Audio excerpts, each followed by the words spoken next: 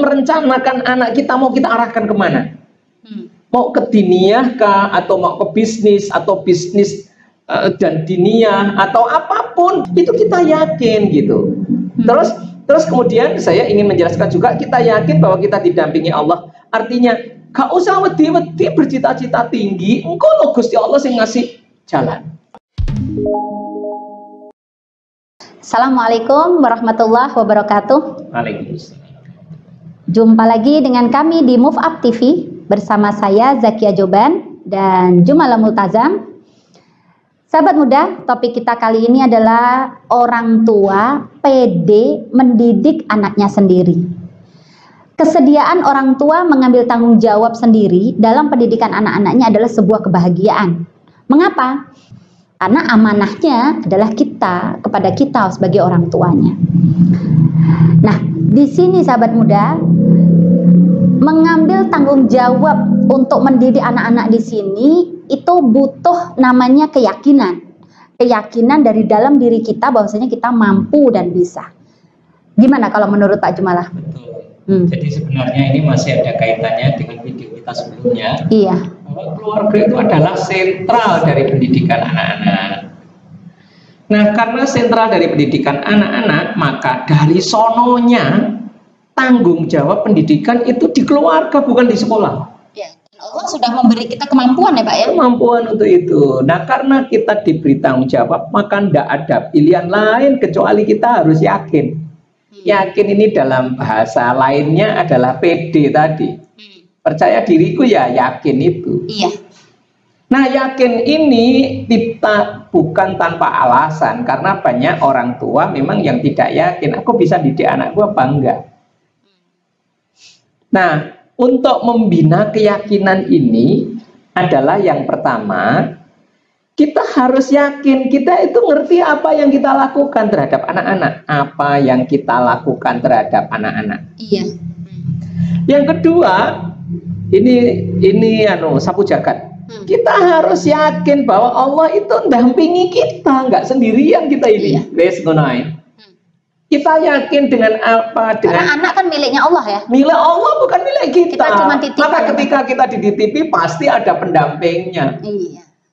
Ya, aku dua itu tips yang menjadi dasar keyakinan.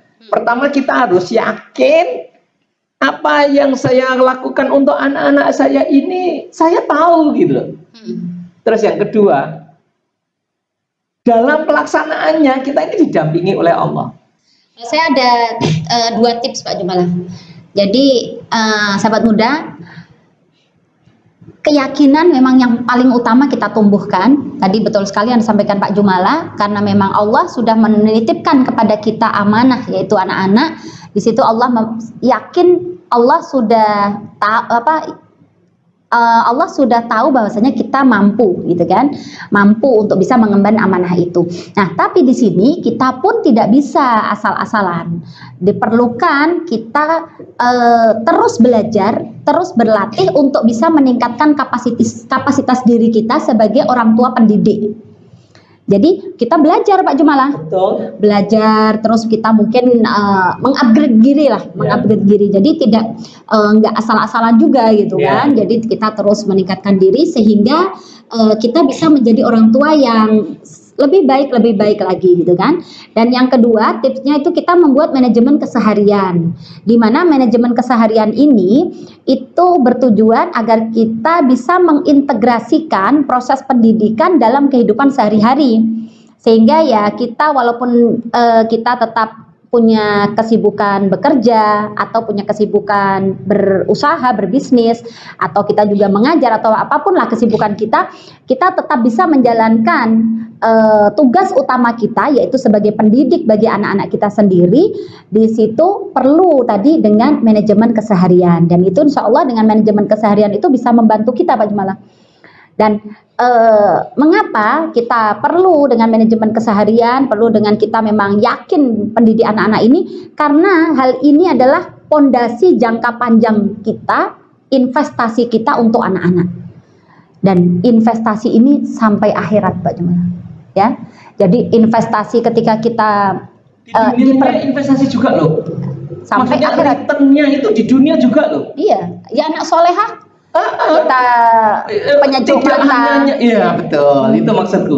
Jadi nggak hanya nyambung kita punya keberuntungan di akhirat, nggak hanya di dunia aja sudah ngunduh kita itu kalau anak kita berhasil. Dan juga kita akan dimintai pertanggungjawaban kan. Ya, itu urusan akhiratnya, ya kan? Tapi urusan dunianya saja kalau anak-anak kita jadi itu, masya Allah.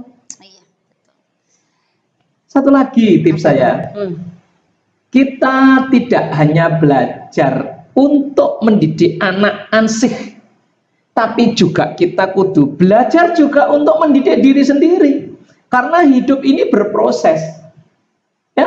Hidup ini berproses, jadi semakin lama kita harus semakin menjadi contoh bagi anak-anak, bukan semakin buruk. Karena anak-anak kan juga nanti jadi orang dewasa, jadi orang tua juga kan, harapannya dia juga akan mendidik. Iya, makanya ini proses ini kalau semakin baik, anak-anak itu juga ngerasa oh ternyata orang tua saya berubah semakin baik. Karena pendidikan yang sangat efektif itu adalah by example. Itu menjadi contoh. Terus saya ingin menjelaskan tadi ya, tips saya yang pertama ya, kita ngerti apa yang kita lakukan buat anak-anak itu, termasuk kita yakin kita merencanakan anak kita mau kita arahkan kemana, mau ke diniyah kah, atau mau ke bisnis, atau bisnis dan diniyah, atau apapun itu kita yakin gitu. Terus kemudian saya ingin menjelaskan juga, kita yakin bahwa kita didampingi Allah, artinya gak usah wedi-wedi bercita-cita tinggi, engkau loh Gusti Allah yang ngasih jalan. Gitu ya. Jadi mungkin boleh saya rangkum ya. Yang pertama adalah kita yakin kita mau melakukan apa untuk anak, dan kita cita-citakan mau anak ini mau diarahkan kemana. Ya. Terus yang kedua adalah kita yakin kita ini didampingi oleh yang Maha Mencipta, yang punya itu Gusti Allah, bukan kita. Yang ketiga tipsmu adalah bahwa kita itu perlu belajar untuk terus meningkatkan diri kan, untuk terus meningkatkan diri buat mendidik kita dan didik diri. Sehingga proses ini berjalan bareng. Wong tuane semakin jadi contoh, anak-anak juga semakin bagus cara nanganinya karena kita belajar terus. Gitu ya. Terus dari kamu tadi ada dua, manajemen keseharian. Itu tips untuk kita memudahkan kita, maksudnya biar kita pede Pak. Biar kita pede kalau kita bisa mendidik anak-anak itu kalau kita punya manajemen kesehariannya. Jadi enggak apa istilahnya, kalau ada manajemen tuh kita bisa evaluasi gitu loh Pak. Bisa evaluasi, oh kurang di sini, oh yang perlu ditingkatkan di sini gitu kan. Gitu. Dan insya Allah dengan manajemen keseharian ini kita bisa integrasikan di dalam kehidupan sehari-hari, di mana peran kita kan bukan hanya dengan anak-anak saja. Peran kita sebagai misalkan kerja, kita bekerja, berusaha, berbisnis gitu kan, peran kita berbagai peran lah, multi peran kita itu tadi kita bisa integrasikan dengan mendidik anak-anak tadi, sehingga kita bisa lebih yakin dan pede untuk mendidik anak-anak kita sendiri. Iya, itu ya, tak ulangi ini biar jelas. Satu adalah kita yakin dengan apa yang akan kita lakukan untuk anak-anak, termasuk kita cita-cita anak itu mau dikemanakan. Yang kedua adalah kita ini didampingi oleh Allah. Yang ketiga adalah tapi kita harus terus belajar. Kalau kita nggak belajar ya nggak bisa.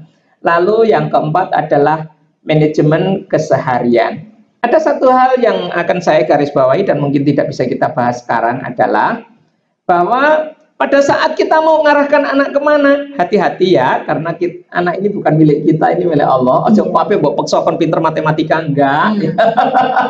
Ojo kabeh kudu dadekno dokter, belum tentu ya. Saya kira ini di pertemuan berikutnya ya. Simak terus video kita. Sedikit aja malah. Apa? Sedikit aja penambahan kurang. Dan di sini kita tidak perlu ahli segala-galanya.